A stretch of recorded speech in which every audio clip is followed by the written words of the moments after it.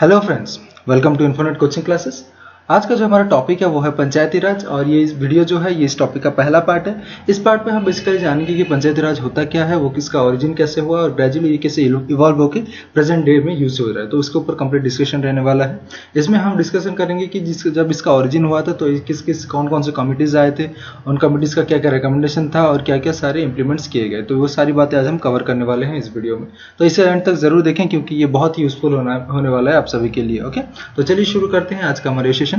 तो सबसे पहले अगर हम पंचायती राज की बात करें तो देखिए आप देख सकते हैं कुछ पॉइंट्स हैं रिगार्डिंग पंचायती राज। देखिए पहला जो है the term Panchayati Raj signifies the system of local self government. Okay, तो इसका ये मतलब होता है कि जो लोकल सेल्फ गवर्नमेंट, हमें जैसे कि पता है इससे पहले जो हमने डिस्कशन किया सेंट्रल लेवल पे जो गवर्नेंस होते हैं साथ ही साथ और स्टेट लेवल पे दो बॉडीज थी या फिर हायरार्की अगर हम देखें तो सेंट्रल के अंडर हमारे स्टेट आती है। तो ये जो है स्टेट्स के अंदर भी एक लोकल सेल्फ गवर्नमेंट की एस्टेब्लिशमेंट करता है। ओके, पंचायती राज जिसे हम कहते हैं। Okay, basically it has been established in all states of India by the acts of state legislatures to build democracy at the grassroot level. Okay, तो ये जो है सारे स्टेट्स में आपको देखने को मिलेंगे। ज्यादातर कुछ एक्सेप्शंस हैं वो हम आगे डिस्कशन करने वाले हैं, लेकिन कुछ हर एक स्टेट्स में आपको देखने को मिलेंगे।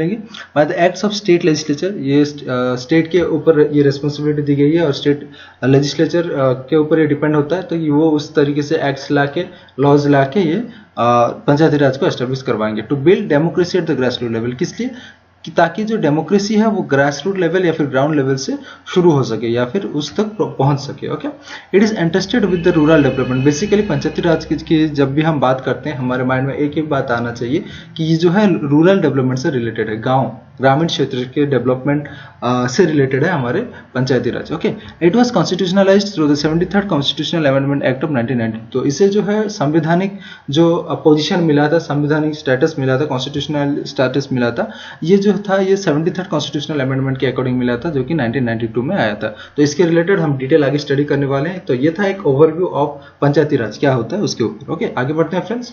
इवोल्यूशन ऑफ पंचायती राज, तो देखिए आज के डेट में जो हम पंचायती राज यूज कर रहे हैं या फिर देख रहे हैं, जैसे कि पंचायत से आप देख सकते हैं हर एक गांव में है, तो उस हिसाब से इसका जो इवोल्यूशन है जब ये ओरिजिन हुआ और आज के डेट के बीच में क्या क्या स्टेजेस आए हैं, क्या क्या रिकमेंडेशन, क्या क्या मेजर चेंजेस आए हैं, उसके ऊपर एक कंप्लीट डिस्कशन करेंगे अभी फिर। ओके, चलिए देखते हैं। पहला जो कमेटी आया था in the process of evolution of Panchayati Raj, ये है बलवंत राय मेहता कमेटी।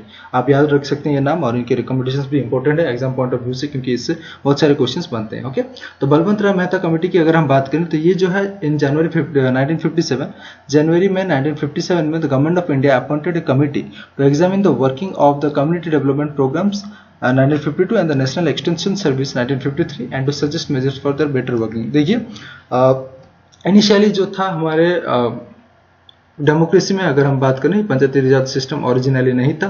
ये इससे पहले जो थे दो प्रोग्राम्स चल रहे थे, जैसे कि आप देख सकते हैं कम्युनिटी डेवलपमेंट प्रोग्राम 1952 में जो आया था। ओके, कम्युनिटी डेवलपमेंट प्रोग्राम, और एक नेशनल एक्सटेंशन सर्विसेज 1953 में जो आया था। तो ये जो प्रोग्राम्स जो इंट्रोड्यूस किए गए थे या फिर लाए गए थे वो किस तरीके से काम कर रहे हैं, कितना इफेक्टिवली काम कर रहे हैं। ओके, तो उसके ऊपर एक ओवरव्यू, एक रिपोर्ट देने के लिए, एक मेजर सजेस्ट करने के लिए एक कमेटी बनाई गई थी और वो कमेटी थी बलवंत राय मेहता कमेटी। ओके, तो बेसिकली ये जो कमेटी 1957 में आई थी और ये जो दो प्रोग्राम्स को एग्जामिन करने के लिए बनाई गई थी, साथ ही साथ किस तरीके से और क्या नए स्टेप्स और क्या नए मेजर्स लिए जा सकते हैं ताकि और इफेक्टिवली ये जो बॉडीज काम कर सके। तो इसकी वजह से ये कमेटी एस्टेब्लिश की गई थी, मेन पर्पस यही था। ओके, तो इसमें क्या क्या कहा गया देखिए। The chairman of this committee was Balwant Rai ji Mehta. तो ये जो कमेटी के चेयरमैन थे, हेड थे, ओके, अध्यक्ष थे, ये थे बलवंत राय जी मेहता, आप याद रख सकते हैं। तो इनके नाम पे इसे बलवंत राय मेहता कमेटी कहा जाता है। The committee submitted its report in November 1957। तो बेसिकली ये जो है जनवरी 1957 में आई थी और नवंबर उसी साल नवंबर में ये अपना रिपोर्ट सबमिट की। And the recommendations and recommended the establishment of schemes of democratic decentralization. तो इसमें एक मेन इंपॉर्टेंट पॉइंट के ऊपर फोकस किया गया कि आप डेमोक्रेटिक डिसेंट्रलाइजेशन कीजिए, यानी कि पावर को डिस्ट्रीब्यूट कीजिए, एक जगह कॉन्सेंट्रेट करके ना रख के या फिर सेंटर को ज्यादा सुप्रीम ज्यादा पावरफुल या फिर स्टेट को ज्यादा पावरफुल ना करके उसको फिर से आप डिसेंट्रलाइज कीजिए, पावर को डिस्ट्रीब्यूट कीजिए to the lower levels also. Okay, ताकि ग्राउंड लेवल तक जो है डेमोक्रेसी पहुंच सके। तो ये कॉन्सेप्ट के ऊपर इन्होंने एम्फासिस दिया, जोर दिया और कहा कि आप डेमोक्रेटिक डिसेंट्रलाइजेशन कीजिए, which ultimately came to be known as Panchayati Raj, जो कि ग्रेजुअली आगे हम देखेंगे पंचायती राज के स्टेट में आया। ओके, बेसिकली तो ये पहला स्टेप था या फिर पहला रिकमेंडेशन, पहला रिपोर्ट था जो कि बलवंत राय मेहता कमेटी लेके आई regarding Panchayati Raj system. Okay, आगे बढ़ते हैं। Recommendations of Balwant Rai Mehta committee, उनकी क्या क्या रिकमेंडेशंस थे, ओके, इसके ऊपर एक नजर डालते हैं फ्रेंड्स। तो अगर हम बलवंत राय मेहता कमेटी की रिकमेंडेशंस देखें, पहला जो है establishment of 3 tyre Panchayati Raj system. तो इन्होंने कहा कि एक 3 टायर पंचायती राज सिस्टम की गठन की जाए, जिसमें कि ग्राम पंचायत होंगे एट द विलेज लेवल, गांव के लेवल पे आपको ग्राम पंचायत देखने को मिलेगा, panchayat Samiti at the block level पे पंचायत समिति देखने को मिलेगा, और साथ ही साथ जो है जिला परिषद है डिस्ट्रिक्ट लेवल। तो ये 3 जो है इंपॉर्टेंट आप याद रख सकते हैं, इनके नाम भी बहुत जरूरी होते हैं, और कि कौन सा जो ग्रुप है या फिर कौन सा जो लेवल है वो किसके लिए है वो भी आपको याद रखना है। तो आप याद रखेंगे Gram Panchayat at village level, Panchayat Samiti at block level and Zila Parishad at district level. ये रिकमेंडेशन था पहला बलवंत राय मेहता कमेटी का, okay. This tier should be originally linked through a device of indirect election. तो ये जो है लिंक्ड होना चाहिए एक दूसरे से by the process of indirect election, ये भी आप याद रखें, इनडायरेक्ट इलेक्शन के प्रोसेस से इन्हें लिंक करना जरूरी है। Next, the village panchayat should be constituted with directly elected representative. जो विलेज पंचायत होंगे या फिर जो हम ग्राम पंचायत की बात कर रहे हैं उसमें जो है जो भी रिप्रेजेंटेटिव्स होंगे उसको वो डायरेक्टली इलेक्ट होना चाहिए by the people. Whereas the Panchayat Samiti and Zila Parishad should be constituted indirectly elected members. तो इन दो बाकी के जो ग्रुप्स हैं या फिर बाकी के जो कह सकते हैं पंचायत समिति और जिला परिषद जो इंस्टीट्यूशंस हैं, इनके जो रिप्रेजेंटेटिव्स होंगे या फिर मेंबर्स होंगे इन्हें इनडायरेक्टली इलेक्ट किया जाएगा, लेकिन जो विलेज पंचायत या फिर ग्राम पंचायत के मेंबर्स होंगे, रिप्रेजेंटेटिव्स होंगे, उन्हें डायरेक्टली इलेक्टेड किया जाएगा by the people themselves, okay. तीसरा जो रिकमेंडेशन था, all plannings and development activities should be entrusted to this bodies. तो ग्राउंड लेवल या फिर जो ग्रामीण लेवल पे, रूरल लेवल पे जो भी प्लानिंग होगा और डेवलपमेंट एक्टिविटीज जो भी किए जाएंगे ये इन्हें एंट्रस्ट कर देना चाहिए, ना कि ये जो पूरा कंप्लीट पावर है इनके पास दे देना चाहिए, इन्हीं बॉडी के पास, ओके। तो ये अपने लोकल एरिया का जो सिचुएशन के हिसाब से क्या क्या रिक्वायरमेंट्स है उस हिसाब से प्लानिंग करेंगे और डेवलपमेंटल एक्टिविटीज कैरी आउट करेंगे। तो ये भी रिकमेंडेशंस दी गई थी basically.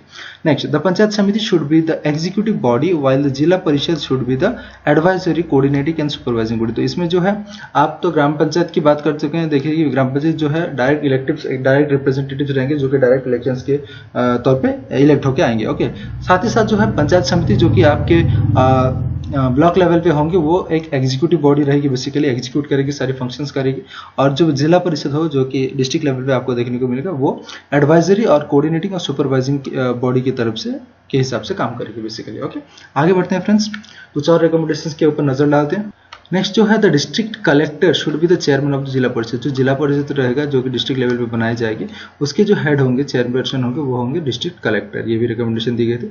Next, there should be a genuine transfer of powers and responsibility to this democratic bodies. ऐसा नहीं कि आप सिर्फ इन्हें बना देंगे और खुद जो सारे का सारा पावर वो खुद के पास रखेंगे, तो उस हिसाब से आपका ये जो स्कीम है या फिर ये जो प्रोग्राम इंप्लीमेंट करने की आप सोच रहे हैं वो कंप्लीटली इफेक्टिव नहीं हो पाएगा। तो इसी वजह से क्या है कि इन्हें पावर और रिस्पांसिबिलिटी दी जानी चाहिए, ओके।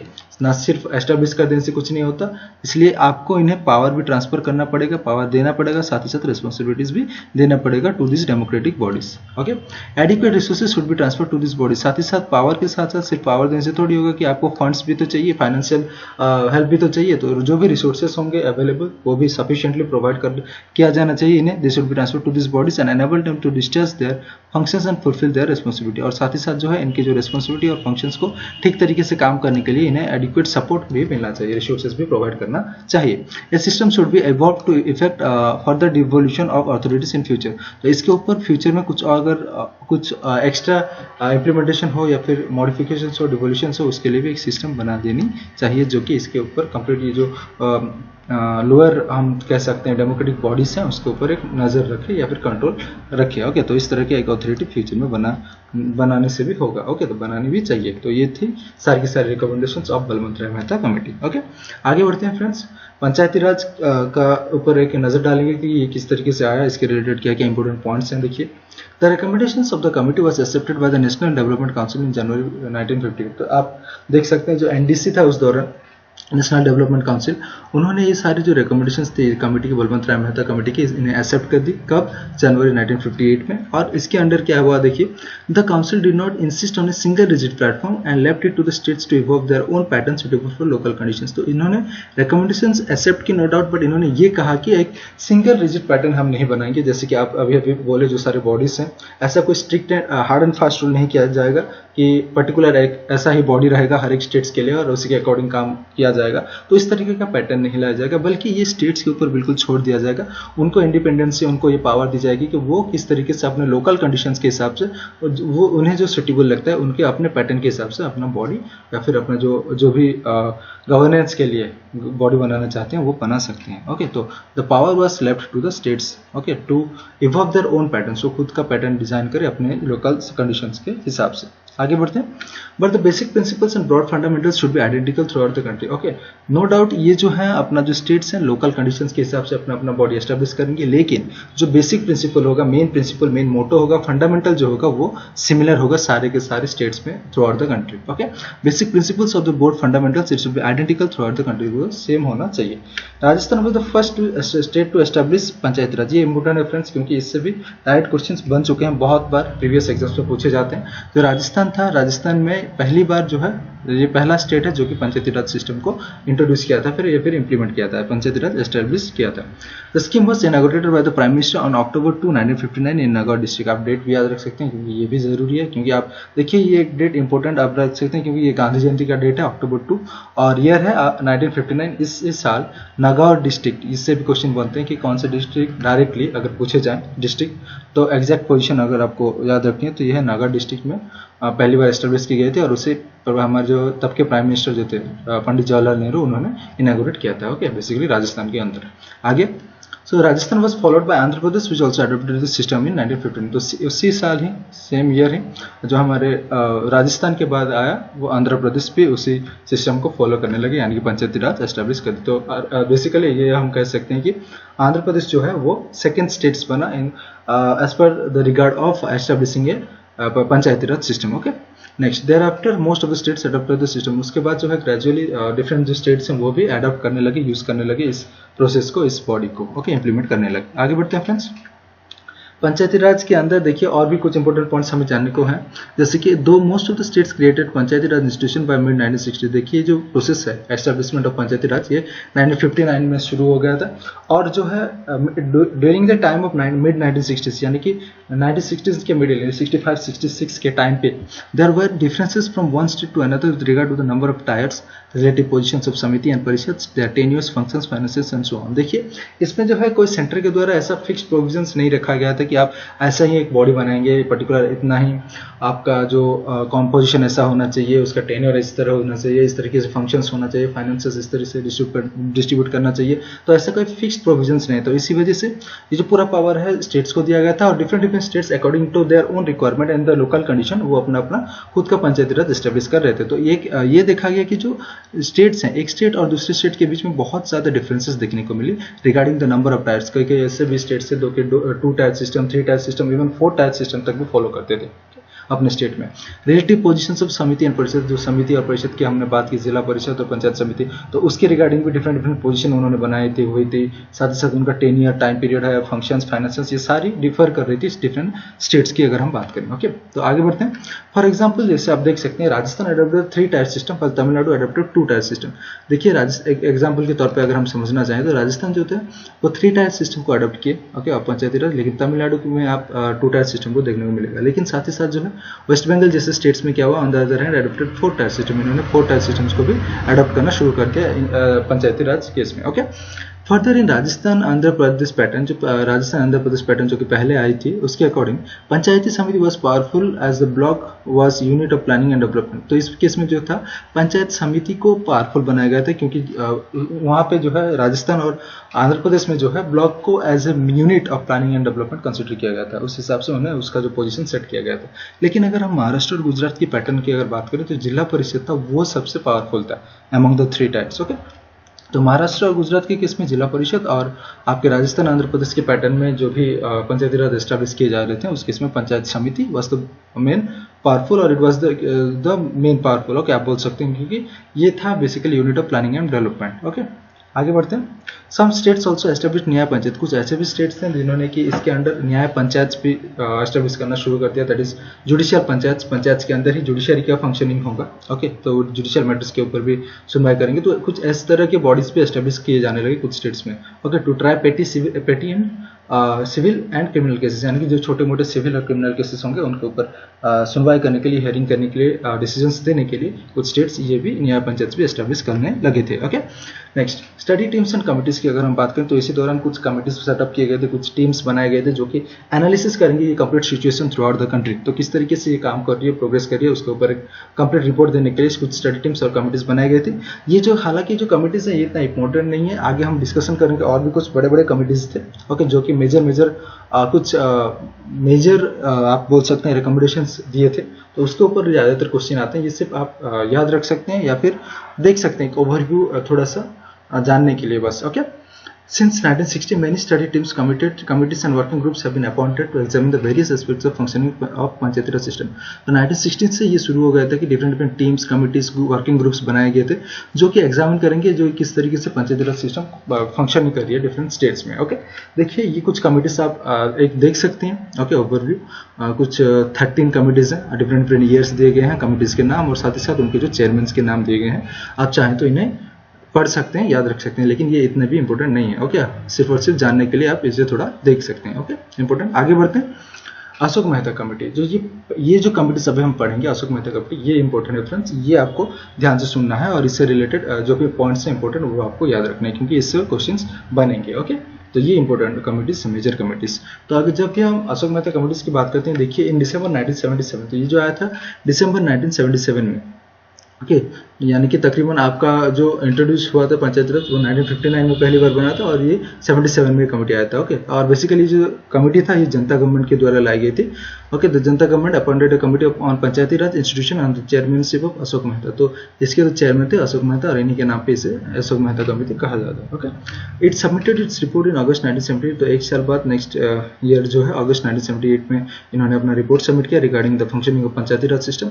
और इसमें जो है ये कुछ रिकमेंडेशन दी थी, कुछ ज़्यादा ही रिकमेंडेशन दे दी थी, यानी कि जैसे कि आप देख सकते हैं 132 रिकमेंडेशंस दिए थे to revive and strengthen the declining the Panchayati Raj system in the country. तो उस दौरान क्या हो गया था 1977 के टाइम पे, जैसे कि आप देख सकते हैं कि डिफरेंट स्टेट अपने तरीके से चला रहे थे। वो जो लोकल डेमोक्रेटिक ग्रुप्स से पंचायती राज जो भी पंचायत उन्होंने एस्टेब्लिश किए थे वो उन्हें वो अपने तरीके से चला रहे थे। तो उसमें भी जो कंट्रोल था पूरा का पूरा वो स्टेट्स का था उनके ऊपर। ओके, तो इसी वजह से जो है जो पर्टिकुलर कॉन्स्टिट्यूशन या फिर पर्टिकुलर जो ग्रुप बनाए गए थे या फिर बॉडी बनाई गई थी उसका भी उससे ज़्यादा स्ट्रेंथन नहीं मिल पा रहा था। ओके, और धीरे धीरे डिक्लाइन भी करने लगा था पंचायती राज सिस्टम कंट्री में।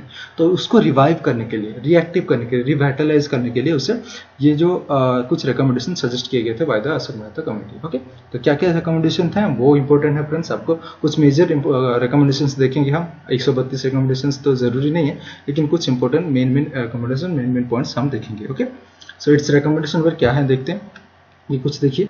सबसे पहला रिकमेंडेशन अगर हम देखें तो 3 tier system Panchayati Raj should be replaced by the 2 tier system. तो इन्होंने ये कहा कि जो 3 टायर सिस्टम सजेस्ट की गई थी बाय बलवंत राय मेहता कमेटी उसे रिप्लेस कर दिया जाए, या फिर जिस किसी स्टेट में भी आपका 3 टायर सिस्टम चल रहा है उसे रिप्लेस करके 2 टायर सिस्टम किया जाए। ओके, दैट इज जिला परिषद का system at the district level and below it the Mandal panchayat consisting A group of village with total population of 15,000 to 20,000। तो इन्होंने ये कहा कि जो 3 टायर सिस्टम चल रहा है यानी कि विलेज लेवल पे, ब्लॉक लेवल पे और डिस्ट्रिक्ट लेवल पे, उसे हटा देके सिर्फ और सिर्फ आप जिला परिषद रखें डिस्ट्रिक्ट लेवल पे, और एक क्या करना है, मंडल पंचायत बनाना है। मंडल पंचायत क्या होगा, बेसिकली एक group of village, okay, 8-10 village को लेकर कॉन्स्टिट्यूट की जाएगी, जिसमें कि आपके टोटल पॉपुलेशन अप्रोक्सीमेटली आपके 15,000 से 20,000 में पॉपुलेशन आते होंगे, जितने विलेज में उतने विलेज को लेकर एक मंडल कॉन्स्टिट्यूट की जाएगी और मंडल पंचायत बनाई जानी चाहिए। ओके, तो ये थी बेसिकली 2 टायर सिस्टम जो कि अशोक मेहता कमेटी ने सजेस्ट किया था, रिकमेंड किया था।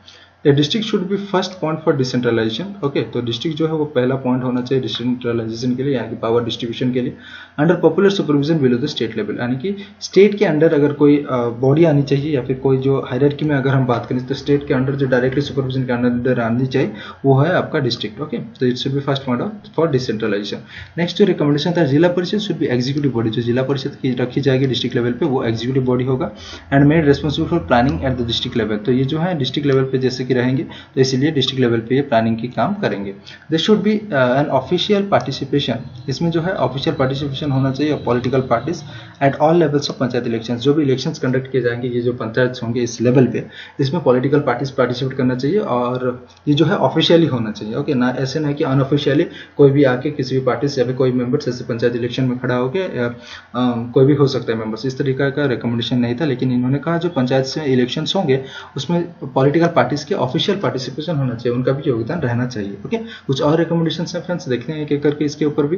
तो इन्होंने और भी कुछ कहा, देखिए, the Panchayati Raj institution should have compulsory powers of taxation to mobilise their own financial resources. तो इसमें ये भी कहा गया ये कमेटी के द्वारा कि जो हमारे पंचायती राज इंस्टीट्यूशंस होंगे इनको पावर्स मिलना चाहिए टैक्सेशन का। ओके, यानी कि अपने खुद के लोकल रीजन का ये टैक्स वसूल करें, किस तरीके से टैक्सेशन इम्प्लीमेंटेशन करेंगे और कलेक्ट करेंगे, और साथ ही साथ उसी टैक्स से अपना फाइनेंशियल रिसोर्सेज चलाएंगे। यानी कि जो भी पैसा इन्हें चाहिए या फिर फंड चाहिए, फाइनेंस चाहिए, वो इस टैक्स के थ्रू ये अपना यूज कर सकते हैं। ओके, इंप्लीमेंट करके कलेक्ट करके कर सकते हैं। तो ये जो पावर, टैक्सेशन की जो पावर भी देने के लिए ये रिकमेंडेशन दी गई थी। There should be a regular social audit. तो जैसे कि आपने देखा कि जो है टैक्सेशन का पावर दिया जाएगा, यानी कि फंड कलेक्शन करेंगे, फाइनेंशियल कलेक्शन होगा, तो उसके लिए एक सोशल ऑडिट की भी जरूरत है, क्योंकि पैसा कोई गड़बड़ी ना हो। ओके, जो फाइनेंस आ रहा है उसका कोई गड़बड़ी ना हो, इसलिए सोशल ऑडिट का भी एक रिकमेंडेशन दिया गया था बाय डिस्ट्रिक्ट लेवल एजेंसी। और ये जो ऑडिट करेगी एक डिस्ट्रिक्ट लेवल एजेंसी करेगी, and a committee of legislators, इसमें कुछ लेजिस्लेटर्स भी होंगे, to check whether the funds allotted for the vulnerable social and economic groups are actually spent on them. यानी कि अगर कोई फंड इन्हें अलॉट किया जा रहा है, दिया जा रहा है, तो उसके ऊपर चेक करने के लिए जो सही तरीके से उस फंड को यूटिलाइज किया जा रहा है कि नहीं, जिस पर्टिकुलर ग्रुप के लिए, जिस पर्टिकुलर सेक्टर के लिए, सेक्शन के लिए दिया जा रहा है फंड्स, उस पर्पज के लिए यूज हो रहा है कि नहीं, उनके ऊपर अप्लाई हो रहा है कि नहीं, तो उस काम के लिए यूज हो रहा है कि नहीं, फंड्स के ऊपर नजर रखने के लिए कुछ लेजिस्लेटर्स का ग्रुप बनाई जाएगी, यानी कि कमिटी बनाई जाएगी जो कि नजर रखेंगे, सुपरवाइज करेंगे इस पर्पज के ऊपर। ओके, नेक्स्ट जो रिकमेंडेशन था, the state government should not supersede the panchayat Raj institution. यानी कि इसमें जो है स्टेट गवर्नमेंट का कोई ओवर पावर नहीं होना चाहिए, यानी कि डोमिनेंस पूरा कंप्लीटली नहीं होना चाहिए। In case of an imperative supersession, अगर कोई इंपेरेटिव सुपरसीजन हो रहा है, election should be held within 6 months from the date of supersession. यानी कि आप ये नहीं कह सकते कि स्टेट गवर्नमेंट का पूरा कंट्रोल हो, उनको भी उनका पावर खुद से मिलना चाहिए ताकि वो एक्सरसाइज कर सके, अपना जो प्रॉपर फंक्शनिंग कर सके। अगर कोई ऐसे सुपरसीजन हो रहा है तो इन दैट केस 6 महीने के अंदर अंदर उसी सुपरसीजन के 6 महीने के अंदर अंदर इलेक्शंस कंडक्ट किए जाने चाहिए, डायरेक्ट इलेक्शंस जो भी होंगे। Okay, the Nyaya Panchayat should be kept as separate bodies from that of development Panchayat. यानी कि जैसे कि हमने देखा कुछ स्टेट्स ने जो कि न्याय पंचायत भी एस्टैब्लिश करने लगे तो ये जो न्याय पंचायत हैं इन्हें अलग रखा गया। तो दे should be kept separate bodies from that of development Panchayat. यानी कि डेवलपमेंट का पर्पज के लिए जो पंचायत कंस्टिट्यूट की जाएगी वो अलग होंगी, और जो जुडिशियल फंक्शनिंग करेगी पंचायत लेवल पे वो अलग रहेंगे। न्याय पंचायत को सेपरेट कर दिया गया from that of development panchayat. This should be presided over by qualified जज। और जो ये न्याय पंचायत होंगे उसमें जो है वो प्रिसाइड किए जाएंगे बाय क्वालिफाइड जजेस। ओके, जो कि एक्चुअल में जजेस होंगे, जिनके की लॉ से रिगार्डेड कोई नॉलेज हो, एक्सपर्टीज हो, वो लोग ही ऐसे प्रिसाइड कर सकते हैं। The chief electoral officer of state in the consultation, ये भी इंपॉर्टेंट पॉइंट आप याद रखें कि जो पंचायत में इलेक्शन कंडक्ट किए जाएंगे पंचायत सिस्टम में, वो कंडक्ट किए जाएंगे by the chief electoral officer of state के जो चीफ इलेक्टोरल ऑफिसर होंगे वो कंडक्ट करेंगे in consultation with the chief election commissioner of the centre. Okay, central के जो चीफ इलेक्शन कमिश्नर है उनसे कंसल्ट करके अपने जो स्टेट के इलेक्टोरल ऑफिसर होंगे वो कंडक्ट करवाएंगे पंचायती राज इंस्टीट्यूशन के सारे इलेक्शंस। ओके, आगे देखते हैं, कुछ और रिकमेंडेशंस की भी बात कर लेते हैं हम। तो देखिए, development function should be transfer to Zila Parishad. जो भी जितने भी डेवलपमेंट फंक्शंस होंगे वो सारे जिला परिषद देखेंगे, जो कि डिस्ट्रिक्ट लेवल पे होंगे। And all development staff should be under the control and supervision. तो जितने भी डेवलपमेंटल पर्पज के जो भी स्टाफ्स होंगे वो डिस्ट्रिक्ट के कंट्रोल में होंगे, यानी कि जिला परिषद के कंट्रोल में होंगे और उनके सुपरविजन के अंडर ही काम करेंगे। The voluntary agency should play an important role in mobilizing the support of the people for Panchayati Raj. तो कुछ ऐसे एजेंसीज होंगे, वॉलंटरी एजेंसीज जो कि बनाई जाएंगी, और वो लोग क्या है, एक मेजर रोल प्ले करेंगे सपोर्ट करने के लिए लोगों को for the establishment of Panchayati राज। यानी कि कोऑपरेशन मिल सके प्रॉपर तरीके से और पंचायती राज सिस्टम जो है वो ठीक तरीके से काम कर सके, उसके लिए उन्हें मोबिलाइज करने की सपोर्ट करेंगे लोगों को। A minister for Panchayati Raj should be appointed. एक पंचायती राज के लिए भी एक मिनिस्टर से अपॉइंट होना चाहिए। Okay, in the state council of minister, state के जो काउंसिल ऑफ मिनिस्टर होंगे वहाँ पे, to look after the efforts of Panchayati Raj institution, ताकि ये जो है इससे रिलेटेड मैटर से देखभाल कर सके। ओके, सीट्स फॉर एससीज and STs should be reserve on the basis of their population. जिस किसी रीजन में, जिस किसी पंचायत में या फिर जिस किसी गांव में आप बोल सकते हैं ज़्यादा पॉपुलेशन है एससीज और एसटीज के, उनके लिए सीट्स का रिजर्वेशन भी होना ज़रूरी है ताकि उन्हें भी प्रॉपर रिप्रेजेंटेशन मिल सके और उनको भी जो प्रॉब्लम हो, वो इश्यूज हैं, वो सॉल्व किया जा सके easily. Okay, a constitutional recognition, ये भी इंपॉर्टेंट पॉइंट, आप लास्ट पॉइंट जो है याद रख सकते हैं। एक कॉन्स्टिट्यूशनल रिकॉग्निशन मिलना चाहिए कॉन्स्टिट्यूशन की तरफ से, should be according to the Panchayati Raj institution. Panchayati Raj institution को कॉन्स्टिट्यूशनल स्टेटस मिलना चाहिए। This should give them the requisite status, यानी कि इनके जो एक पोजीशन को एस्टैब्लिश करेगी, that is sanctity and stature and residence to continue functioning, क्योंकि ये जो है अपना फंक्शनिंग कंटिन्यू कर सके और एक सेफ या फिर कह सकते हैं सेफ्टी मिले इन्हें। ओके, ये अपना जो पोजीशन है वो सिक्योर रहे, ताकि ऐसा कल को ऐसा ना हो कि कोई दूसरा गवर्नमेंट आए और लॉस चेंज करके कुछ यानी कि मॉडिफिकेशंस करके, अमेंडमेंट्स करके हटा दिए पंचायती राज सिस्टम को। ओके, या फिर उनके जो पावर वो छीन ले या फिर उनके जो पोजीशन को वो डिक्रीज कर, तो ऐसा कुछ ना हो। इसी वजह से इन्हें जो है एक कॉन्स्टिट्यूशनल रिकॉग्निशन मिलना चाहिए। ये भी एक रिकमेंडेशन दी गई थी by the Ashok Mehta committee. Okay, तो ये थे कुछ इंपॉर्टेंट और major recommendations of the Ashok Mehta committee. आगे बढ़ते हैं फ्रेंड्स। तो ये जो कमेटी देखिए जो भी रिकमेंडेशंस दिए थे, इसे कंप्लीटली इंप्लीमेंट नहीं किया जा सका, क्योंकि देखिए due to collapse of the Janata government, हमें जैसे कि पता है जनता गवर्नमेंट ज़्यादा दिन टिक नहीं पाई और ये जो है इनका कोलैप्स हो गया, ये जो सरकार है ये गिर गई और एक गवर्नमेंट चेंज हो गया। Okay, before the completion of its term, अपना टर्म खत्म करने से पहले ही ये कोलैप्स हो गए। And no actions could be taken on the recommendations of the Ashok Mehta committee, और जो कमेटी रिकमेंडेशंस जो भी थे अभी हमने जैसे कि देखा, इसके ऊपर कोई भी एक्शंस नहीं लिया जा सका at the central level. Okay, तो ये भी एक आप बोल सकते हैं ड्रॉबैक्स, इतने सारे इंपॉर्टेंट और अच्छे पॉइंट्स के बावजूद भी इसे इंप्लीमेंट नहीं किया जा सका बिकॉज गवर्नमेंट चेंज हो गई बिल्कुल। Okay, however the 3 states of Karnataka, तो ये जो है कुछ ऐसे पॉइंट्स जो सजेस्ट किए गए थे, हालांकि ये सेंट्रल लेवल पे इंप्लीमेंट नहीं हो सका by the government, central government इसे डायरेक्टली इंप्लीमेंट नहीं कर सकी, लेकिन कुछ स्टेट्स थे जो कि ये रिकमेंडेशंस को अडॉप्ट किया। यानी कि देखिए आप देख सकते हैं 3 स्टेट्स थे, कर्नाटक, वेस्ट बंगाल और आंध्र प्रदेश जो थे, they took steps to revitalize their Panchayati Raj keeping view some of the recommendations of the Ashok Mehta committee. यानी कि अशोक मेहता कमेटी के जो भी रिकमेंडेशंस थे उनको नजर में रखते हुए ये अपने जो पर्टिकुलर स्टेट्स के पंचायती राज को रिवाइटलाइज करने के लिए, स्ट्रेंथन करने के लिए इन्होंने कुछ स्टेप्स को अडॉप्ट किए, कुछ प्रोविजंस को अडॉप्ट करके यूज किया। यानी कि स्टेट्स आप याद रख सकते हैं कर्नाटक, वेस्ट बंगाल और आंध्र प्रदेश, लेकिन ये जो है सेंट्रल लेवल पे इंप्लीमेंट नहीं हो पाया था। ओके, तो इसी के साथ आज का वीडियो खत्म होता है फ्रेंड्स। अगले जो वीडियो है हम उसमें डिफरेंट कमिटीज के बारे में डिस्कशन करेंगे, उनके रिकमेंडेशंस के ऊपर डिस्कशन करेंगे। ओके, तो thank you friends, thanks for watching. अगर आपको ये इंपॉर्टेंट लगा हो, यूजफुल लगा हो, एडवांटेजेस लगा हो, तो please do like and share it and do subscribe to our channel. Thank you friends.